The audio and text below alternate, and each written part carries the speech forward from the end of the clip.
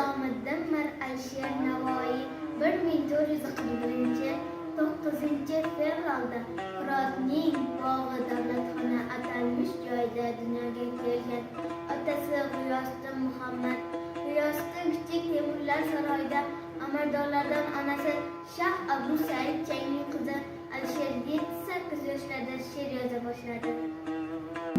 Alisher Navoiy kichik yoshda ta'lim olishga qiziqib, maktabda o'qib yurgan kezlari Fariduddin Attorning mashhur manzumali dostoni yozgan.